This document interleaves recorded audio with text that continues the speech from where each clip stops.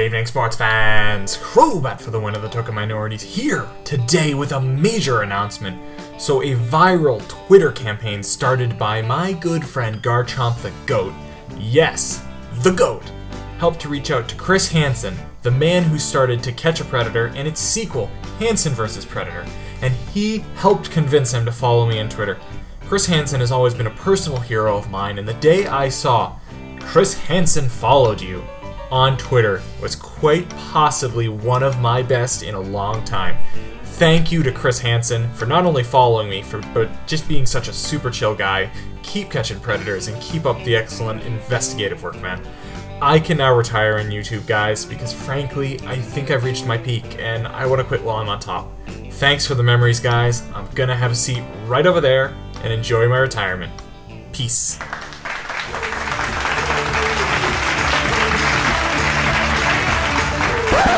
Wait, did you actually think I'd retire? Hell no, we still got a Bob Ross Waffle maker to win. Let's go. Good evening, sports fans. Crobat for the win of the TokenMinorities here today with the PCL Week 6 against Shayquaza. His link will be in the description below. So this is an important game, as every week's an important game, but this is an especially important game because he is ahead of us in the standings at the moment, and if we can win this game, by a big enough margin, mind you, we might be able to surpass him. It's definitely in the realm of possibility here, and that's something I'd like to do. It's a divisional opponent, we're going to play him again, so I don't want to talk about my team in any capacity whatsoever. I'm just going to tell you the 6 mons I got. Got a Alolan Muck, got the Hippowdon, Mega Blastoise, Excadrill, Cofagrigus, and we got our friend, Thundurus Incarnate. Shay's going to be bringing to this game Lantern. Pretty excited to see that, actually. Greninja, the Entei, Kartana, Uxie, and Mega Beedrill. So, it's an interesting game. It's an interesting matchup. I think it's definitely winnable. I think these mons seem to be pretty manageable. I like what I see. I don't think there's much need to keep elaborating on it. Like I said, want to keep all my trade secrets, want to keep all my cards close to my chest because I'm going to be playing them again. So why don't we Hoppip right into this game? Ha, see what I did there? Hoppip, it's Pokemon. I'm not that funny. Alright, so let's discuss lead as we are hopping into this game. I'm thinking Alolan Muck has a really good matchup against pretty much everything. The only thing I don't want it to go against is Lantern. Unfortunately, that's what we see, so I'm gonna definitely have to switch out. I know the Volt switch is really obvious. I'm gonna go on to Cofag because I know it can take a Scald, I know it can take a Volt switch, it can take pretty much anything, and it does with relative ease, as you can see.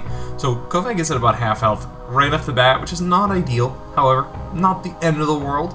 We are going to see the Entei come in after the Volt switch.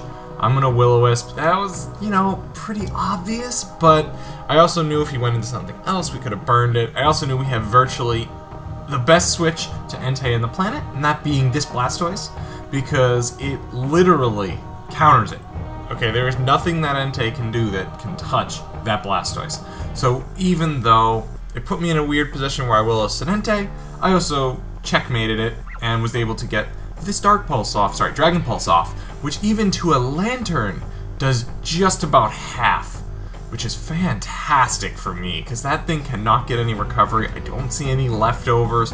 With all that in mind, it's just a fantastic chip right there on that Lantern. If I get some rocks up, that might even be a 2-hit KO.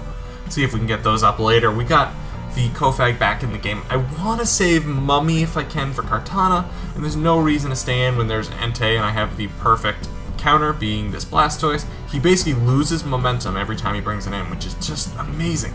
Goes for Natural Gift, I assume Grass? That's totally fine. We tank that so super well, and guess what? It's a one-time use move. He is not going to be able to use that again. His Stomping Tantrum doesn't even do... It does around 30 anyway. I get to rest up, and he gets to see his hopes and dreams fall in life, as he knows he cannot touch Blastoise at all with this thing. I'm going to get a free Sleep Talk off. I see a nice shiny Kartana, Paper Cut, coming into this game. I'm hoping for a Scald, or at least a Dragon Pulse at minimum. I do get the Scald. Can we get Burn? We do get Burn! I can't believe that. That's just unbelievable to me. Now this Kartana isn't scary really at all.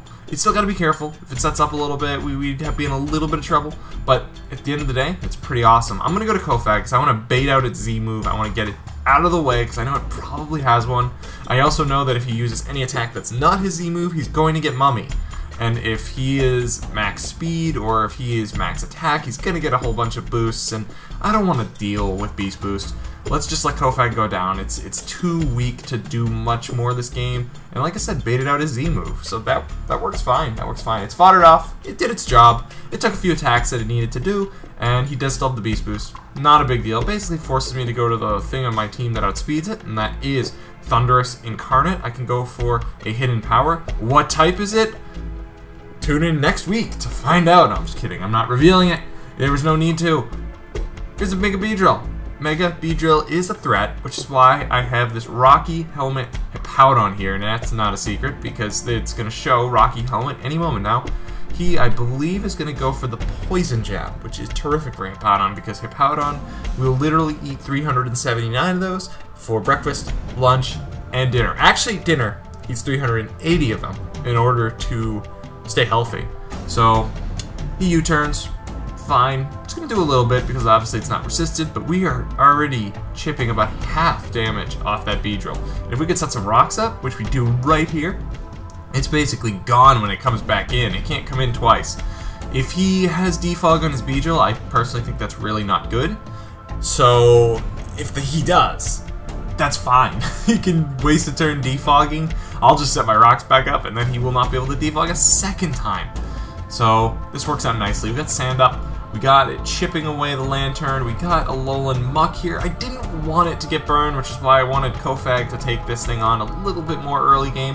But at the end of the day, even with this Alolan Muck burned, it doesn't really matter, I found out. Because I just need to recycle away and chip this thing down. Recycle, get my Figgy Berry back. It's kind of similar to last week.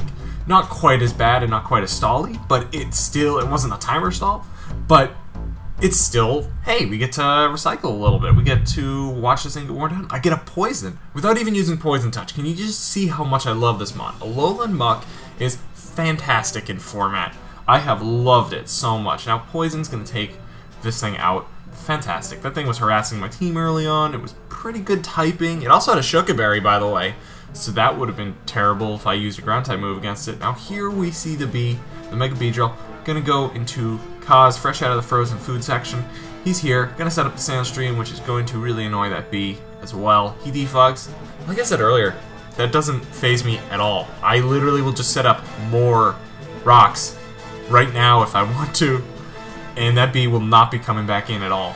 I actually am not going to set up rocks this turn though, because I want to make sure I have enough health to take any other attacks if he U-turns out. Here's Entei, which I know I can deal with pretty easily. Gonna slack off. That's the best move to do. Now I'm free to set up my rocks, and I don't think P comes back in at all safely. I also know that if I get Sacred Fire burned, it's not the end of the world. It's really not. Because Hippowdon, its role for the rest of this game, keeping rocks up, using its Rocky Helmet if needed, and pretty much it. Keep the Sand Up, I guess, kinda, for Excadrill. But other than that, like, what am I going to be Earthquaking? Even if I'm burned, Earthquake will still take this thing out. It really doesn't matter. I could have switched to Blastoise, but you know what? Hippowdon, it's going to get some time in the sunlight. And you know what? Hippowdon is such a ninja.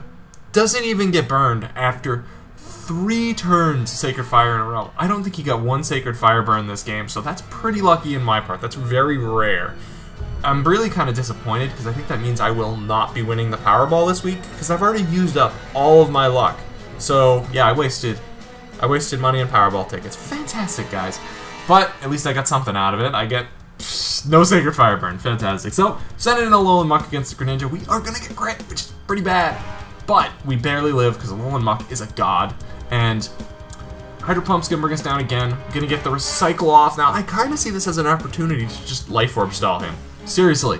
It won't be as bad as last week. I promise. I won't put a montage. But it's pretty funny how I just see Life Orb going down, down, down. He also hasn't missed any Hydro Pumps yet, which is pretty cool. I do notice that on net, I am gaining HP every turn here. And that's why this arrangement works out very well for me. I'm now going to be in a range where I don't even pop my Figgy Berry. So I could just recycle, and actually, here we go. I recycle, get the Figgy Berry back. He missed. So now I'm really far ahead. This is nice. This is a nice spot to be in. He's going to switch out. Which is fine. That allows me to attack. Not the end of the world. I'm going to Poison Jab. I actually don't want to knock off his item. That's why I Poison Jabbed. It really did nothing to an Uxie because Uxie's a wall of walls. And it also has Rocky Helmet, and also I'm burned. But that's okay, because those are his last 2 Mons. And quite frankly, Blastoise just deals with both of them. He sets up some last-minute Desperation Rocks, but at the end of the day, that's not going to do a whole lot.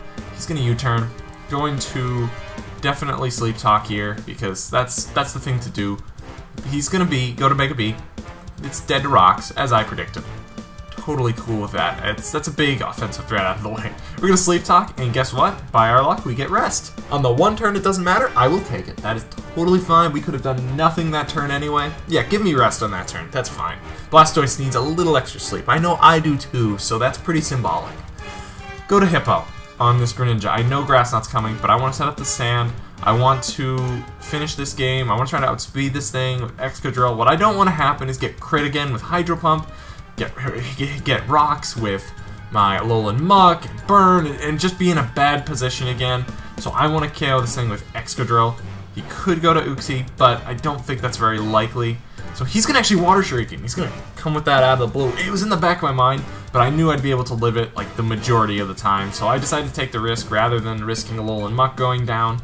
I go for the Shadow Claw in case he switches to Uxie. I take the Shuriken really actually very well, so that was not a concern at all. I don't want to stay in this time though. I don't think Shadow Claw KOs Uxie from this health.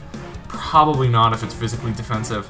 So I'm going to just go to Blastoise, let Blastoise finish the game off. It's going to be a slightly slow process in theory because I'm still asleep and I don't know what moves I'm going to get, and Scald / Dragon Pulse probably doesn't KO, but you know what? He's a good guy. He sees the writing on the wall and just mementos to prevent that from happening and saves a couple turns out of this game. So we are going to win. We defeat Shayquaza 4-0, and that puts us now at number 2 in our standings. Number 2, which is cool. You know that technically we are tied with Shay for number 2, but it's because of this head-to-head, we're actually technically ahead. So that's cool.